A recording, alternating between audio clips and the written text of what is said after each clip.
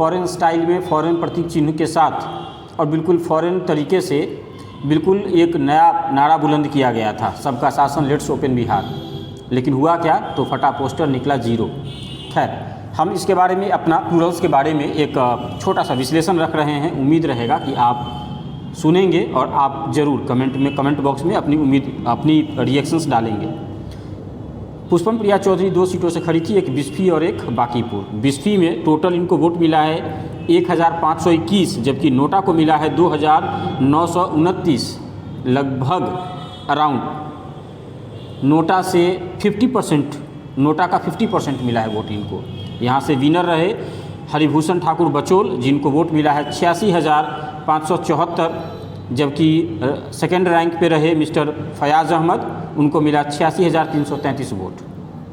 अब आते हैं हम लोग बांकीपुर से। बांकीपुर में इनको टोटल वोट मिला है 5,189, और यहाँ से विनर है नितिन नवीन, इनको मिला 83,068। नोटा का वोट रहा यहाँ पर 1,213, मतलब 1213। तो कुल मिलाकर के ये आपको लग रहा होगा कि एक सीएम कैंडिडेट जो डिक्लेयर कर रहा हो कि हम सीएम बनने वाले हैं, और एक तरीके से डिक्लेयर कर दिया हो, जैसे किसी ने उनको कान में कहा हो भविष्यवाणी देकर के कि आप सीएम बनेंगे, वैसे बार बार वो दावा कर रहे हो, ये मुझे लगता है कि उस हिसाब से, लिहाज से ये बहुत कम था। जमानत जब्त होने वाली स्थिति है और काफ़ी ख़राब है ये। सवाल है पुष्पम प्रिया चौधरी के बारे में कि आखिर ये टोटल ये रिज़ल्ट ऐसा क्यों रहा। एक भी सीट नहीं मिलना एक अलग बात है, वो तो पप्पू जी को भी नहीं मिला, लेकिन वोट इतने कम क्यों, और इस प्रचार के साथ जो ये रिज़ल्ट आया ऐसा क्यों, हम आपको थोड़ा गहराई में लेके जाना चाहेंगे। आप ट्विटर हैंडल खोलिएगा पुष्पम प्रिया चौधरी का और देखिएगा कि पुष्पम प्रिया चौधरी किसको फॉलो करती हैं। आप देखेंगे कि इनके फॉलोअर जो हैं वो तकरीबन इन जो ये फॉलो करती हैं उनमें मात्र एक व्यक्ति है और उसका नाम है सिमोन हिक्स। आप सिमोन हिक्स की बायोग्राफी खोलें तो आपको उसमें दिखिएगा political science professor, LSE pro director for research, FBA, FRSA, chair of vote watch.eu, research democracy, parties, elections, electoral system ETC। मतलब कि ये जो सिमोन हिक्स हैं, इनका मुझे जो समझ में आ रहा है कि शायद ये रिसर्च करते हैं डेमोक्रेसी के ऊपर, पार्टीज, पॉलिटिकल पार्टीज़ के ऊपर, इलेक्शंस के ऊपर, इलेक्शंस स्ट्रैटेजी शायद उसके ऊपर रिसर्च करते होंगे। तो ये शायद उनकी स्टूडेंट रही हैं।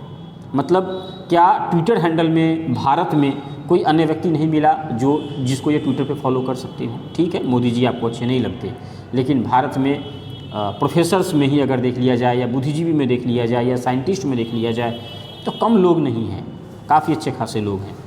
उनको आपको पढ़ना चाहिए, पहली बात। दूसरी बात ये चीज़ थी कि भारत में बिहार एक अलग स्टेट है जिसे स्कूल ऑफ पॉलिटिक्स कहा जाता है। अगर DU में कहा जाता है ऐसा कि अगर DU में आपकी PhD की थीसिस अगर पॉलिटिकल साइंस पे कंप्लीट नहीं हुई है ना, तो बिहार के किसी चाय की दुकान पे बैठ जाइए, आपकी थीसिस कंप्लीट हो जाएगी। मतलब चाय की दुकान पे बैठा एक अनपढ़ जो व्यक्ति होता है, वो भी राजनीति में उतनी समझ बूझ रखता है जितना एक प्रोफेसर को नहीं होता है।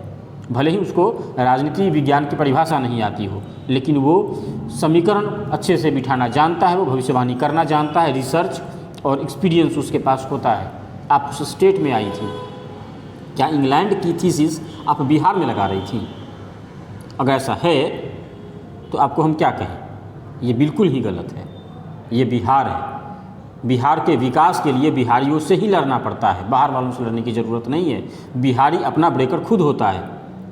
किसी भी समाज में जब आप डेवलप करते हैं तो पहले आपको उस समाज का हिस्सा बनना पड़ेगा, वहाँ का समाज सोचता कैसे है, बोलता कैसे है, वो सीखना पड़ेगा, और फिर आपको उनका भरोसा जीतना होगा, और फिर आप उनका नेतृत्व कर पाएंगे। अगर किसी सिस्टम पे, किसी कंप्यूटर में आपको बदलाव करना है तो पहले वो सॉफ्टवेयर आपको चाहिए, फिर आप वो पेन ड्राइव कंप्यूटर में लगाएंगे, कंप्यूटर में खुलेगा और आप तब्दीली कर पाएंगे।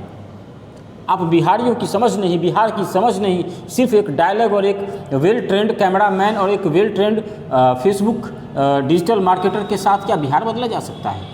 क्या सिर्फ पॉलिसी को गाली दे करके अल्टरनेट पॉलिटिक्स तैयार की जा सकती है? ये संभव है क्या? मैं मानता हूँ जनता काफ़ी धोखा खाई है और जनता ने काफ़ी गलत चुना है। यहाँ के लोग RJD, JDU, जाति पाति, धर्म, ये वो सब में उलझे रहते हैं। ये बिहार है, मैं मानता हूँ कि ये बिहार है, और यहाँ उड़ान नहीं तय करते कि आसमान किसका होगा, यहाँ विरासत तय करता है, और हमें इस बात का दुख भी है। लेकिन मैं आपसे पूछता हूँ कि आपके पास किस कसौटी पे लोग भरोसा करें? एटलीस्ट 2 साल, 3 साल, 4 साल कुछ तो हमारे गली और घर में घूमे होते ना, थोड़ा लोहिया को पढ़े होते ना आप, थोड़ा कर्पूरी को पढ़े होते, थोड़ा सा जेपी को पढ़े होते। संसद भवन का रास्ता गंदी बस्तियों के घरों से, झोपड़ियों से होकर जाता है। उस झोपड़ियों में कितना घूमा है आपने और उस लोगों से कितना बैठे हैं आप। शकल दिखाने से भरोसा हो जाता है। यहाँ के लोग हर 5 साल में शकल देख के और नेताओं के घूमने से इतना परेशान हैं कि वो कैसे पता करें कि किस पे भरोसा करना है। उसके बाद मुझे काफ़ी दुख हुआ जब आपने ये कहा कि अगर पुष्पम प्रिया और प्लूरल्स का कोई भविष्य नहीं है तो मिथिला का कोई भविष्य नहीं है, बिहार का कोई भविष्य नहीं है। कोई भी नेता इतना बड़ा नहीं हो सकता है जो स्टेट से बड़ा हो जाए। मुझे लगता है कि ये दम गलत है। आपका एक फेसबुक पेज पे मैं देख रहा था, उस पर आपने लिखा है साम दाम दंड भेद की पहली लड़ाई बिहार हार गया, पक्ष में नीतीश, विपक्ष में लालू और माथे पर मोदी। क्या बेईमानी, चोरी और मक्कारी ही बिहार की नियति है? गलत बात है। आप हारे हैं, हम आपको सराहते हैं। आप वापस प्रयास करें और कोशिश करें कि आप आगे बढ़ें। आपने लिखा है कि जिस सीट पर प्लूरल्स के कैंडिडेट नहीं थे वहाँ एनडीए हारी है। मतलब कि आपने सीधा सीधा ये आरोप लगाया है कि जहाँ प्लूरल्स नहीं था उसके वोट ट्रांसफ़र एनडीए में नहीं हो पाए तो एनडीए हार गई, जहाँ प्लूरल्स थे उसके वोट शिफ्ट करा दिए गए। मैं मानता हूँ कि हर कैंडिडेट हारने के बाद ईवीएम को दोष देकर खुद को बचाने का प्रयास करता है, लेकिन जो आप कह रही हैं वो थोड़ा ज़्यादा हो जाएगा। मालूम है क्यों? क्योंकि हम आप पे भरोसा करने लगे थे। हम आपको एक आदर्श कैरेक्टर में मान रहे थे और ये आदमी जब खुद को बचाने के लिए अपनी गलती विनम्रता के साथ एक्सेप्ट ना करे तो हम गलत मानेंगे। हम न्यूज़ पोर्टल चलाते हैं। हमने पहली बार जुलाई में रिपोर्टिंग की थी और हमने ये बताया था 2 चीज़ों को। पहली बात कि अगर पॉलिटिकल पार्टी रजिस्टर नहीं है आप डोनेशन क्यों ले रही हैं। दूसरी बात, पॉलिटिकल पार्टी रजिस्टर नहीं है तो किस दम पे आप लोगों को कहती हैं कि प्लूरल्स की सदस्यता लीजिए और प्लूरल्स चुनाव लड़ेगा जब पार्टी रजिस्टर नहीं है। तो काफ़ी विरोध किया गया, आपके तरफ से भी विरोध आया और आपके लोगों ने भी विरोध किया। लेकिन उसी मसले को लेकर के हम आपके सेक्रेटरी तक के पास गए थे, नेशनल सेक्रेटरी के पास, श्वेता पद्मनाभ जी के पास गए थे और किसी के पास कोई जवाब नहीं था। हमारे पास आज भी व्हाट्सएप चैट अवेलेबल है, मैं पब्लिक कर सकता हूँ, आप कहें तो मैं कर देता हूँ। आपके पास कोई जवाब नहीं था। आप संवादहीनता क्यों रखती हैं? आपके कैंडिडेट संवादहीनता क्यों रखती हैं? प्रशांत राय ने लिखा है कि आप संवादहीनता है। लोग अगर मोदी जी और नीतीश को गाली दो तो आपके लोग तुरंत वाहवाही करने लगते हैं और जैसे ही आपसे सवाल पूछ लिया जाए तो आप ट्रोल करते हैं। ऐसा क्यों? लोगों में ऐसी बातें क्यों आती हैं? लोगों के कमेंट के जवाब नहीं मिलते क्यों? लोगों से जुड़ना होगा, जुड़िए। हम चाहते हैं कि वापस बिहार में एक छवि आए, एक विकल्प आने की ज़रूरत है। ये पार्टी और बड़े घराने, इन सब से जनता तंग आ गई है। हम नीतीश जी को पहले भी कोस रहे थे और वापस नीतीश जी आ रहे हैं, अच्छा है, नीतीश जी को कोसेंगे। लेकिन हम चाहते हैं कि कोई हो जो डेवलप करे, चाहे वो नीतीश जी हो चाहे आप हो, जिसके पास बेहतर मॉडल हो वो बिहार के लिए लड़े और लोग उसके लिए खड़े हों। ये इम्पोर्टेंट है। लेकिन आप अपने फेस बचाने के लिए अपनी हार को सीधे सीधे एक्सेप्ट नहीं करके और आप कुछ भी पोस्ट कीजिएगा, इससे आपकी छवि को नुकसान पहुंचता है। तो इसको थोड़ा सा सोचने की ज़रूरत है। हमने पहले भी एक रिपोर्टिंग की थी कि पुष्पम प्रिया चौधरी प्लूरल्स का वही भविष्य होने वाला है जो कभी बिहार पीपुल्स पार्टी आनंद मोहन की पार्टी का हुआ था। कुछ लोगों को पचा नहीं, लेकिन ये असलियत आज सबके सामने है। वहाँ भी यही प्रॉब्लम थी, बहुत ज़्यादा घमंड था, बहुत ज़्यादा दम था बिहार पीपुल्स पार्टी में कि हम सरकार बना ही लेंगे, हम जीत ही जाएंगे। भगवान अहंकार बर्दाश्त नहीं करते।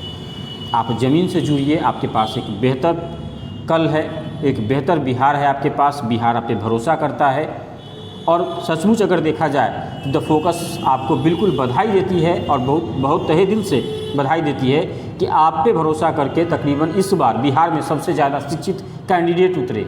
एक डॉक्टर को अपने केबिन से खींचकर चुनाव के मैदान में खड़ा कर देना, ये आपकी उपलब्धि थी और इसके लिए हम जितना भी आपको आशीर्वाद दें वो कम होगा।